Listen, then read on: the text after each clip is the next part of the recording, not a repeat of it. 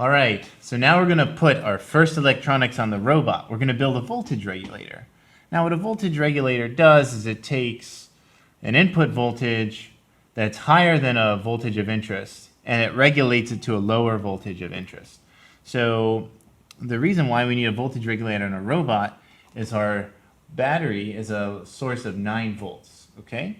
But the microcontroller that we're using, the MSP430, is designed to run on 3.3 volts. So we picked a voltage regulator that can take 9 volts and regulate it to 3.3 volts, okay? And that's the LM1086. Now you may look at this and wonder, well, what's going on here?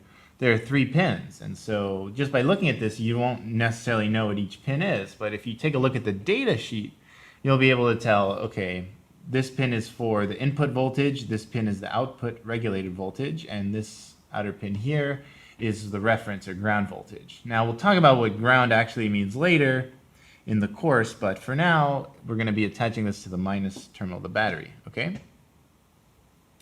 So let's go ahead and first wire up our voltage regulator. So what we'll do is we'll put it in the breadboard. And you may notice it's actually kind of hard to push this in right now. And you don't want to force it. What you should do is try this little trick. Take your pliers, grab carefully the thin part of the lead, and twist 90 degrees. If you bend these leads 90 degrees like this, you'll find that it'll just, it'll actually fit in much more easily. Okay? So there. Now I've got my voltage regulator. Now the next thing I need to do is figure out where I'm connecting my input, okay? So my input will be coming off of a battery, so I'm just going to put it, we'll just put it right here for now. And we'll also put the negative terminal of the battery in, let's say, put it here, okay? So this is how our battery will be connected. Notice that I didn't connect a battery to it yet. We don't want power to the circuit while we're building it, okay? So I went ahead and did that. So that's the input voltage, and I need this to connect to the minus terminal of the battery. So I'll use a short jumper to do that. And then finally, our output voltage, we want to be powering this rail. So what we're going to do is take an orange jumper. We're going to use orange for 3.3 volts on most of our robot, and stick it here like that. So now, when this is plugged in, we ought to get 9 volts in here and 3.3 volts out here connected to the rail. However, there's a problem. And the fact of the matter is, this voltage regulator won't work properly unless we use what are called capacitors. Now, these elements, we don't know what they are yet, and we talk about them in Module 4. Just know that these are very important for the working of the voltage regulator. So how do we connect them to the voltage regulator? Well, let's go ahead and connect them back here where there's a little bit more room. So let's use jumper cables to take the minus terminal of the battery voltage over here, and then let's use also terminals to take, jumpers to take 3.3 volts and then 9 volts across. So I'm going to do that real quick.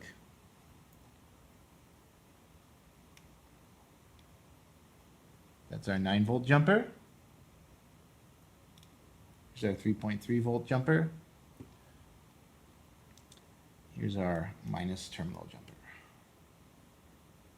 If I go ahead and look at this, you see I have all the voltages now expanded to these rows, or these columns.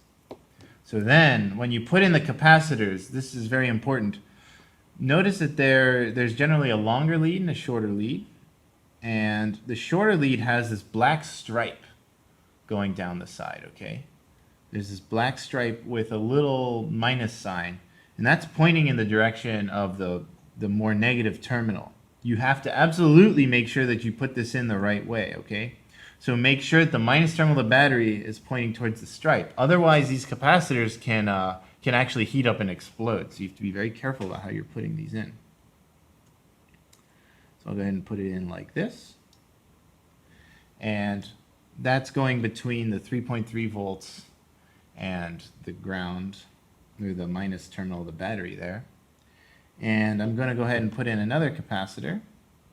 Again, making sure that the stripe is pointing towards the minus terminal.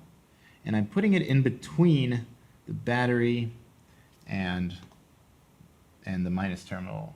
So the plus 9 volts in the minus terminal of the battery. Okay. So now we're essentially finished.